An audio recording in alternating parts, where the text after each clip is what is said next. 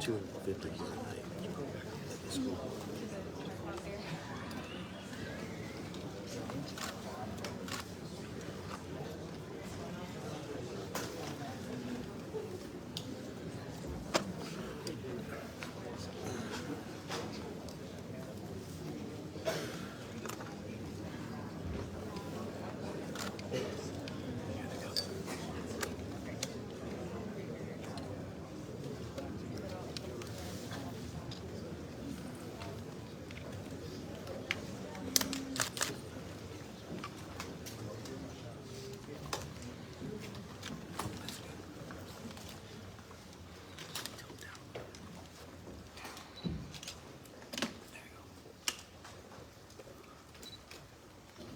Good morning. My name is Sergeant Jeremy Pierce, Public Information Officer for the Indiana State Police Lafayette Post. I'd like to thank you all for being here and thank the Delphi United Methodist Church for allowing us to use their facility. This morning we're going to provide an update on the investigation into the murders of Abigail Williams and Libby German. Before we get started, I'm going to introduce to you our speakers, Superintendent of the Indiana State Police, Doug Carter, the Carroll County Sheriff, Tobe Lesenby, and the Carroll County Prosecutor, Nick McClelland. I'd like to remind everyone that this continues to be an active and ongoing investigation. At the conclusion of this press conference, we are going to answer a limited amount of questions out of respect to the investigation and the process that will follow today. We will not discuss evidence that is related to this investigation. On behalf of the Delphi Double Homicide Task Force, thank you all for your continued support. I would now like to introduce to you our first speaker, Superintendent of the Indiana State Police, Doug Carter.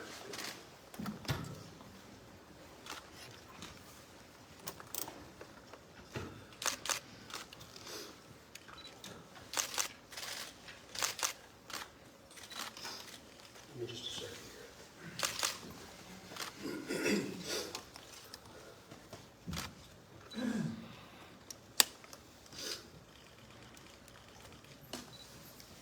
Seldom do I have prepared remarks, but today is different because I do not want there to be any confusion or ambiguity with what I will say.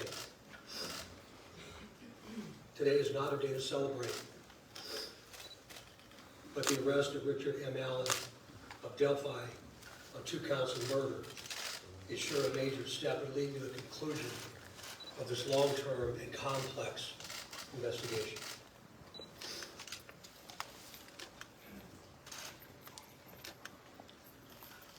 First, I'd like to speak directly to Anna, Mike, Becky, Kelsey, your extended families,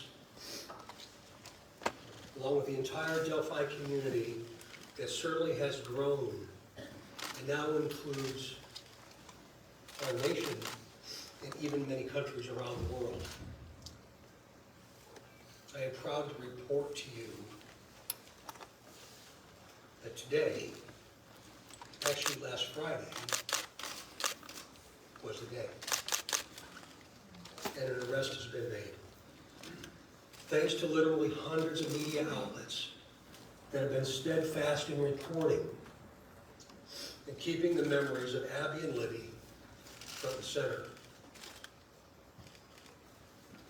Many of you in the room have developed relationships with me personally, and you know I always have a personal perspective, and today's no different.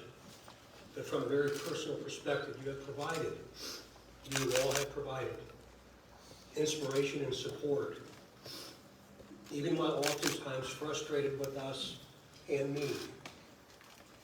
You continue to encourage the efforts, and you too believe that one day we would all be here participating and sharing this news.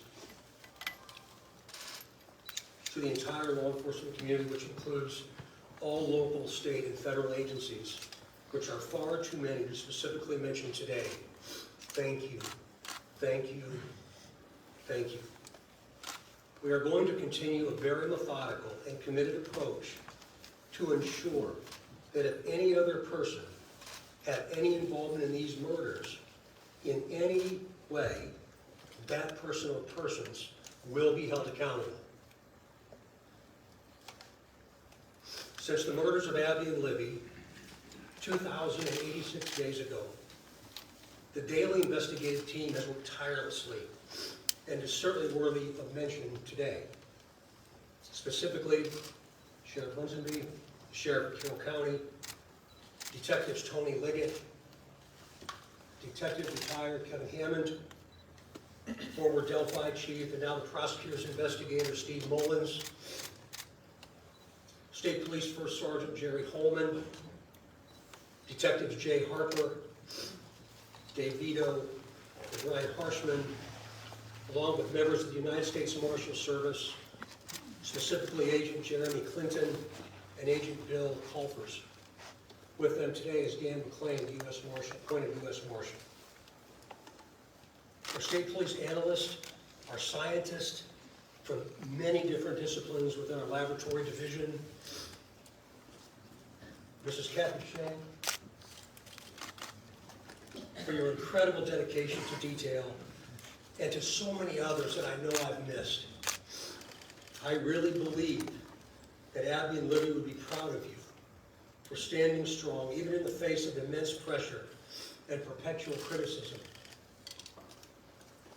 Some of these individuals have postponed retirement, passed on promotional opportunity, have dedicated personal time away from their families, given up nights, weekends, and holidays, all while in the pursuit of accountability for Abby and Libby. I know that today's announcement will not diminish your resolve, and I hope you have found just a bit of peace in this most complicated world. This is really important. While I know you are all expecting final details today concerning this arrest, today is not that day. Today's not that day.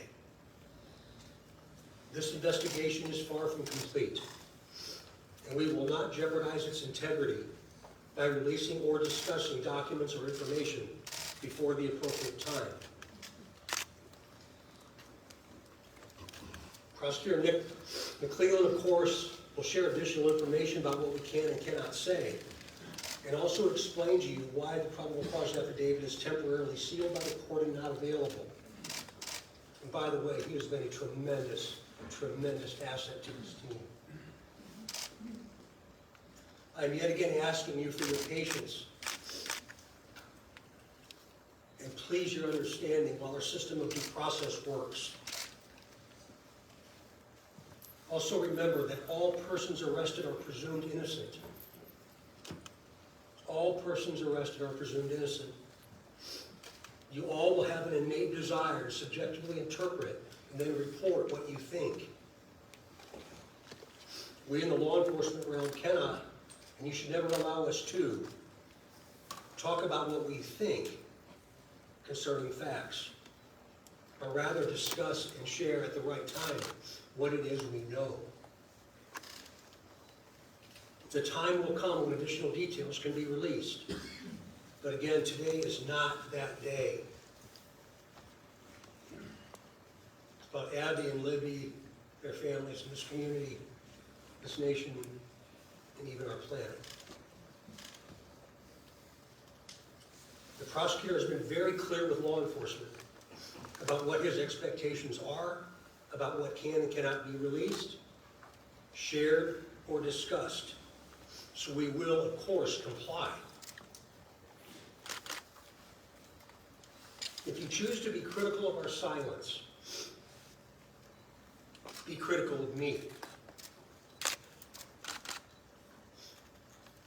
Not the front line. These are the folks that have committed their entire lives to a successful conclusion. In other words, a guilty verdict. As we move to the next phase of this investigation, I will continue to offer all resources that the ISP has. It's not only the investigative team I anticipate growing, but also to Prosecutor McClellan as we prepare for the coming months. Again, Nick has been very resolute and very clear, and I'm most grateful for his leadership. And it's going to be really important as we move forward. Please continue offering tips that you would like to share. The many avenues to report will remain open and will be available to all. Please continue doing that. In closing, I stand before you in this church and very place where we held our first briefing nearly 6 years ago, and just hours after the murders of Abby and Libby. Right here.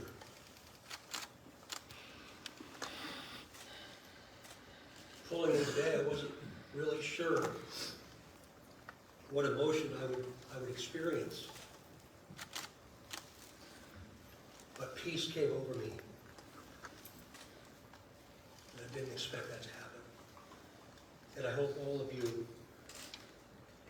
with all the different responsibilities you have from around the planet today, have felt some of that as well.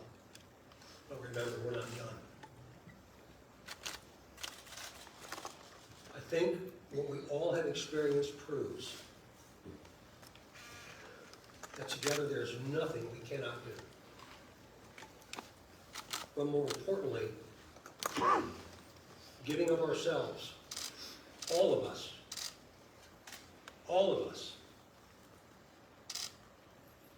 giving of ourselves matters more than what we could ever receive.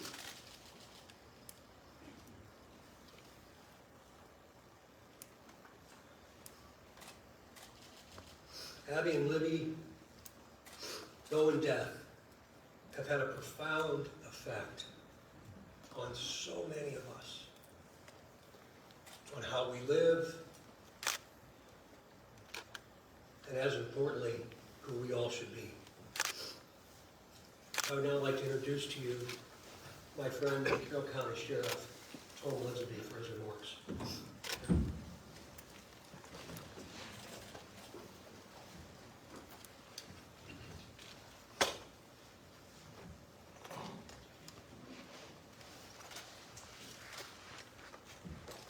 I believe in a God of justice and righteousness. Today I believe that same God has provided us with justice for Abby and Libby.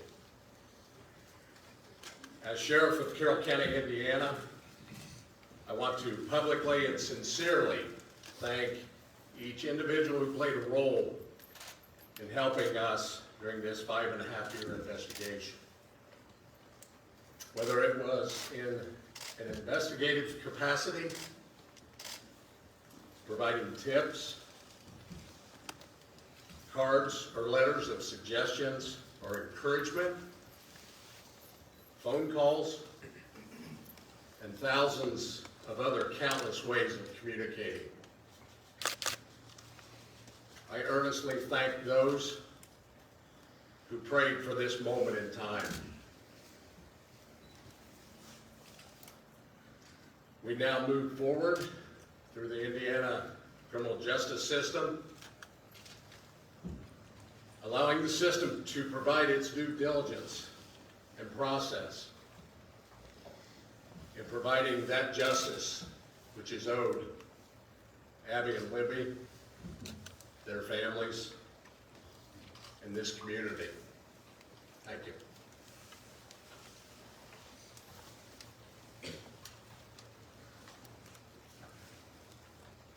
Welcome, everybody.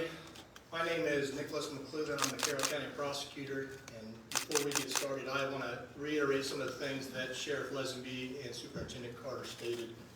I first want to thank both of them. They've been a great support to my office throughout this investigation. They've always been there for a phone call and always been willing to help a hand for a line of assistance to me in my office during this investigation. I want to thank the team behind me. This is the Homicide Task Force team that we've put together. Thank them and thank their families for being so understanding for the many nights they've worked away from their families, away from their children. There are many dates in a lifetime that you're going to remember. The date your children are born, the date you're married, the date you buy a first house, the date Abby and Libby went missing. One of those dates was last Friday, October 28, 2022.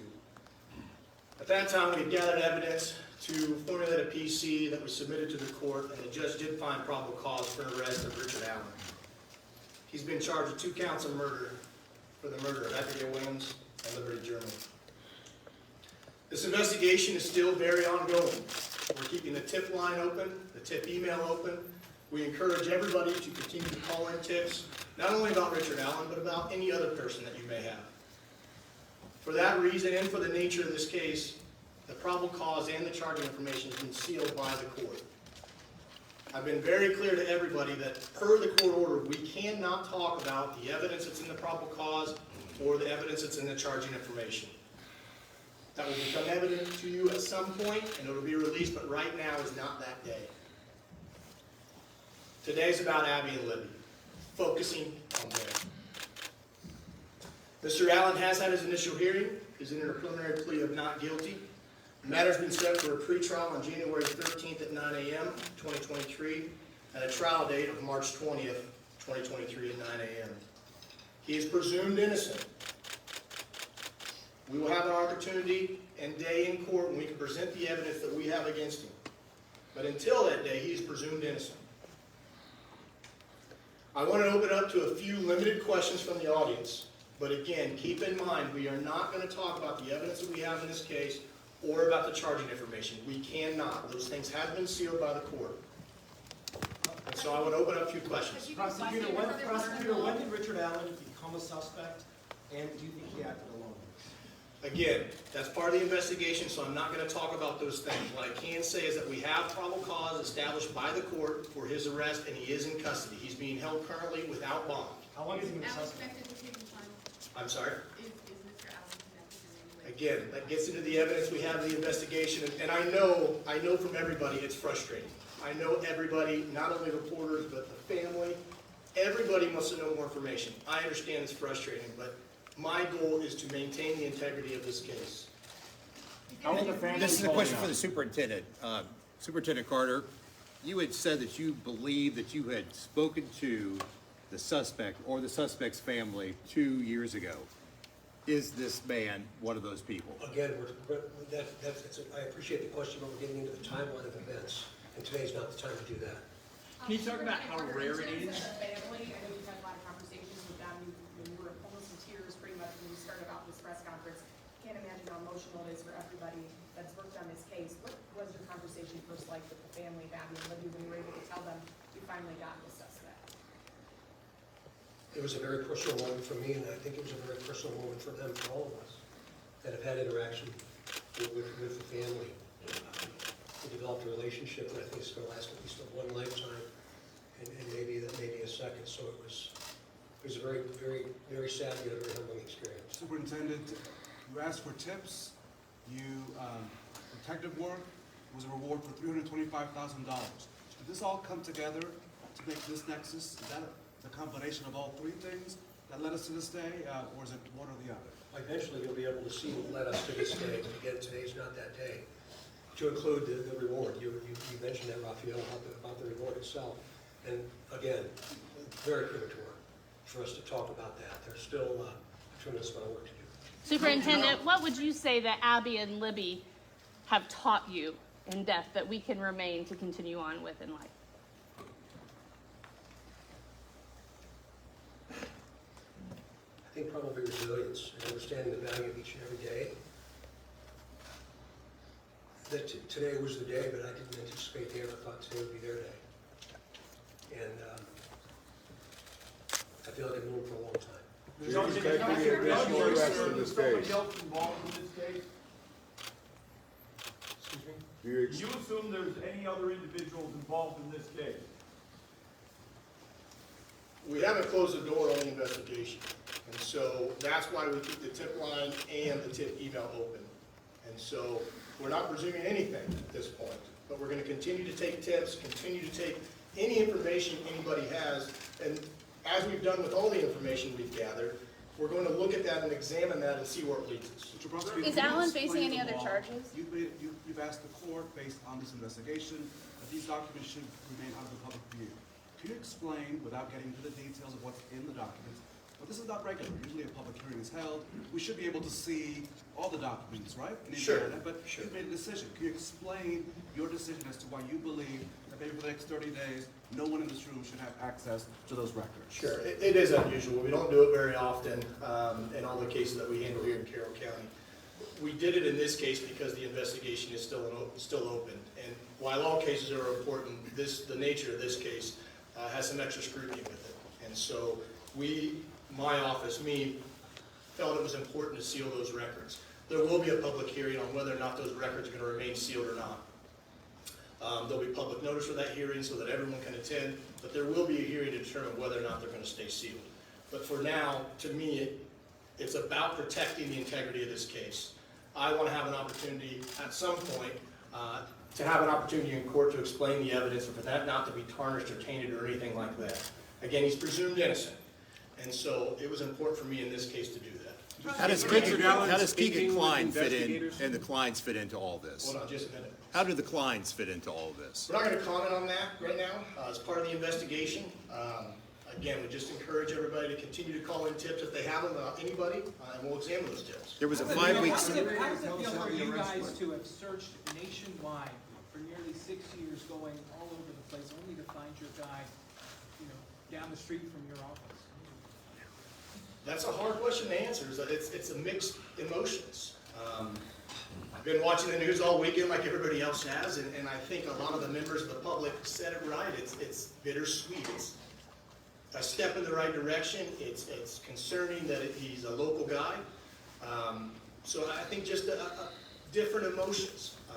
Again, this is a step in the right direction. This is the first step into getting into court and having a trial. Does Richard Allen have any previous criminal history? All right.